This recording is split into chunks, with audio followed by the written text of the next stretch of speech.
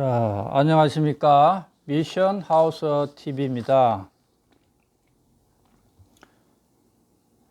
성경에 나오는 정치적인 요소들에 대해서 차례대로 알아보도록 하겠습니다. 즉, 성경과 정치라는 제목으로 시리즈로 강연을 하겠습니다. 제가 성경과 정치라는 제목으로 강연을 한다고 한다면 어떤 그리스도인들은 성경은 정치적인 책인가 하고 반문을 할 것입니다. 물론 성경의 첫 번째 주제는 예수 그리스도이고 성경은 죄인들에게 영원한 생명을 주는 책입니다. 요한복음 5장 39절에 보면은 성경 기록들을 탐구하라. 너희가 그것들 안에서 영원한 생명을 얻는 줄로 생각하거니와 그것들은 곧 나에 대하여 정언하는 것들이니라. 여기서 말하는 성경은 구약 성경이고 구약 성경을 통해서 영원한 생명을 얻을 수 있다는 겁니다. 그리고 그 구약 성경은 예수님께 대하여 정언하는 것입니다.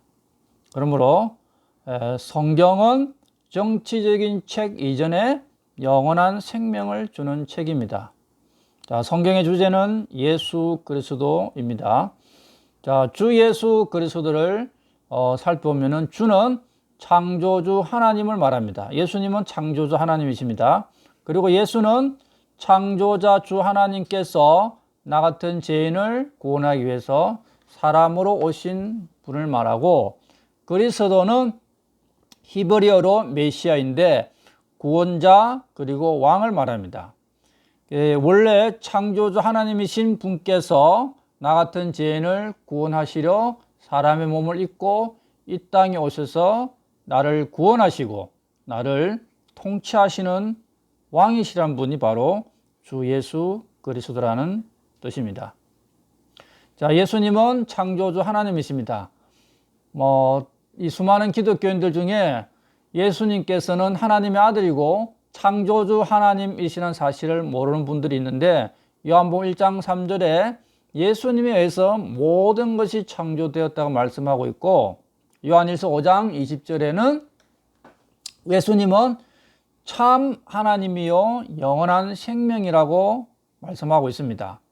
또한 기독교 신앙의 5대 핵심은 창조, 성육신, 십자가, 부활, 재림인데 이 모든 것이 예수님과 관련된 것입니다.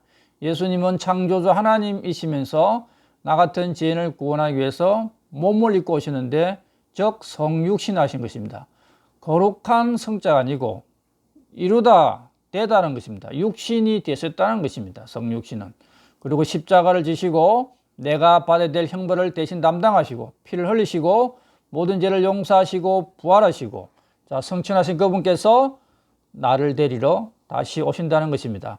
자, 공중에 재림하실 때 구원받은 성도는 휴거를 받습니다. 그리하여 대환란을 통과하지 않습니다. 이 땅에는 구원 안 받은 자들이 심판을 받는데 그것이 대환란이고, 자, 휴거당한 성도는 예수님과 함께 이 땅에 재림해 가지고 저 그리스도의 군대를 무찌르고 예수님과 함께 이 땅을 통치하게 되는 겁니다. 자, 성경에는 하나님을 왕이라고 말씀하고 있습니다. 그리고 하나님께서 통치하시는 부분이 많이 나옵니다. 그래서 성경에는 왕, 왕국, 총독, 지리자, 통치, 지배 등 정치적인 언어가 아주 많이 나옵니다.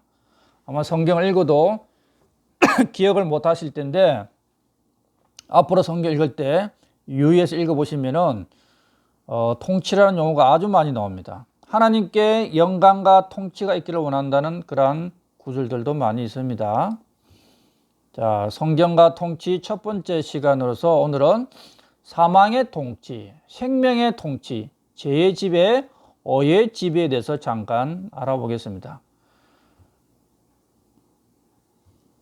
로마서 5장 17절부터 21절에 보면은 군림하다라는 단어가 나오는데 영어로 레이너로서 통치하다, 다스리다는 뜻입니다.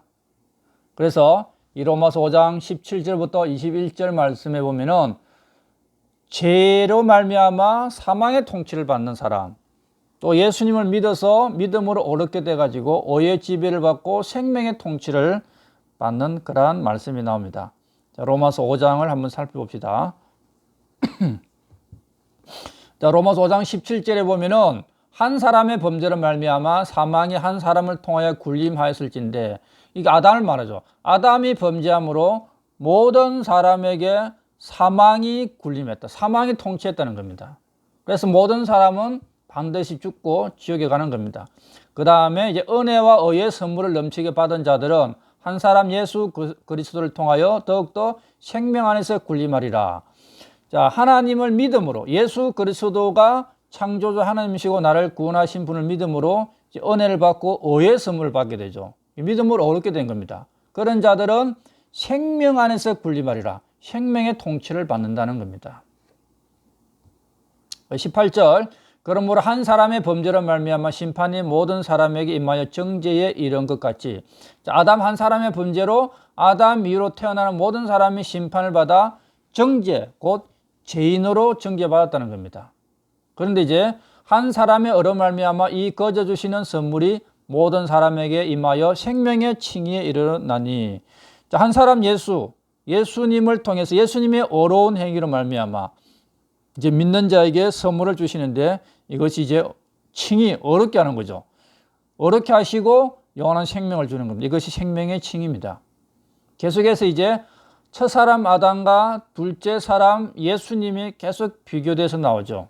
그 첫 사람 아담은 죄의 지배를 받았고 사망의 통치를 받았고, 예수 그리스도 안에 있는 자들은 어렵게 되어서 의의 지배를 받고 생명의 통치를 받는다는 말씀인 것입니다.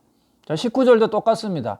한 사람의 불순종으로 말미암아 많은 사람이 죄인이 된 것 같이 한 사람의 순종으로 말미암아 많은 사람이 어려운 자가 되리라. 자, 아담 안에 있으면은 아담의 불순종으로 말미암아 죄인이 되고 심판받아 지옥에 갑니다. 그러나 이제 한 사람 순종하신 예수 그리스도 안에 들어오면은 어려운 자가 되는 겁니다. 여러분들은 믿음으로 어렵게 되었습니까?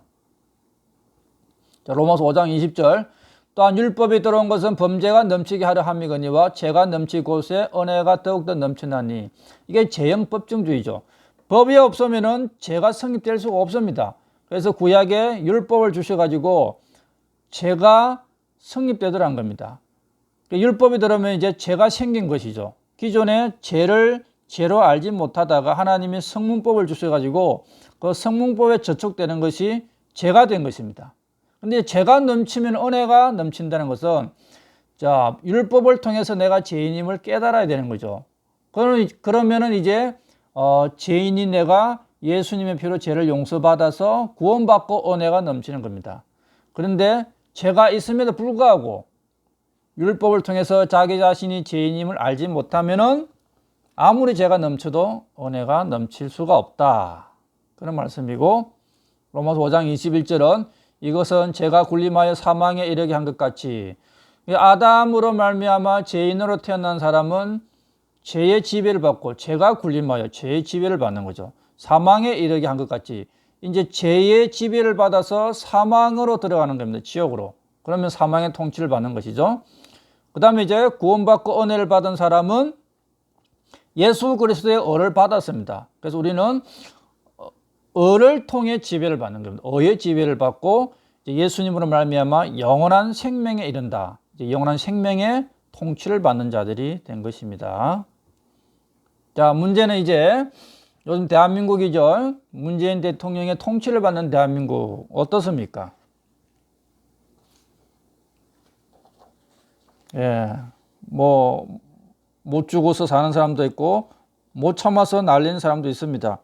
자, 문재인 대통령이 통치하는 이 대한민국의 상태에 요즘 이 선거와 여러 가지 부정의 문제, 이 선거가 부정이 많고 또 대통령을 위시해서 대통령의 가족과 주변에 있는 통치자들이 부정이 많죠. 이게 상당히 문제가 많습니다. 그리고 동성 간의 결혼을 합법한다. 동성애로 이제 남남 간에 서로 이 성 문제로 죄를 짓는 이 문제가 아니라 그것도 죄입니다. 그 남녀 간에 짓는 것도 죄입니다. 그런데 동성 간의 결혼을 합법하면은 이제 이게 죄가 성립이 안 되는 거예요, 대한민국에서는. 그러면은 이제 우리가 동성 간에 결혼한 사람을 죄로 규정 못 하는 거죠. 그럼 죄를 죄라고 못 하는 문제가 생기는 겁니다. 이것이 문제인 겁니다. 그 다음에 가치관을 혼돈시키죠. 선을 악하다고 악을 선하다고. 자, 이런 문제들이 대한민국에서 뿐만 아니라 온 세계에서 심각하게 일어납니다. 이 마지막 때이기 때문에 그런 겁니다. 자, 그렇다면 이제 구원받은 성도는 성경으로 이러한 문제를 바르게 분별할 수 있어야 되고 잘못된 것을 책망할 수 있어야 됩니다. 이것조차 없으면은 거듭난 성도라고 말하기가 힘든 겁니다. 자, 나단 선지자가 범죄한 다윗 왕을 책망했고, 그리고 이제 침례 요한이 그 동생의 아내를 취한 헤롯 왕을 책망한 것처럼 우리는 위정자들을 위해서 기도는 해야 됩니다. 바르게 정치하도록. 그리고 국민의 의무를 다해야 됩니다. 특히 로마서 13장에는 하나님께서 임명한 권력에 이제 순종하고 납세의 의무를 지라고 되어 있고, 베드로전서 2장에는 법규를 준수하라. 성도들은 납세와 국방 법규 잘 지키죠. 그러나 이런 위정자들이 성경에서 어긋난 일을 할 때는 책망할 수 있어야 된다. 그런 분별력을 가져야 됩니다.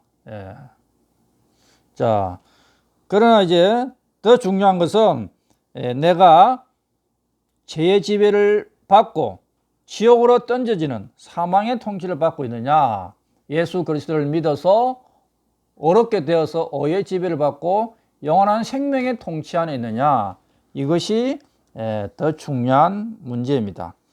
자, 많은 기독교인들이 문재인 정부의 그 불의를 참지 못해서 한가합니다. 물론 그게 성경적 분별을 통해서 책망하는 것은 뭐 나쁜 게 아닙니다. 국민의 의무를 다하면서. 자, 그렇다면 자, 우리가 정부의 불의에 한가한다면 그럼 나 자신이 하나님 앞에서 죄인이라는 사실을 알고 예수님의 피로 모든 죄를 영원히 용서받아서 하나님의 아들로 태어나서 의의 지배와 생명의 통치를 받고 있는가, 이러한 문제도 한번 생각해 보셔야 됩니다. 단순히 교회 건물에 다니는 것이 예수님 믿는 것이 아니라는 것입니다. 자, 성경과 정치 첫 번째 시간 마치고 다음 시간에는 지구를 다스리는 왕으로 지음받은 아담, 왕비로 지음받은 이브에 대해서 알아보겠습니다. 성경 말씀은 창세기 1장부터 3장, 10편, 8편 등입니다. 한번 읽어보시기를 바랍니다. 자, 시청해 주셔서 대단히 감사를 드립니다.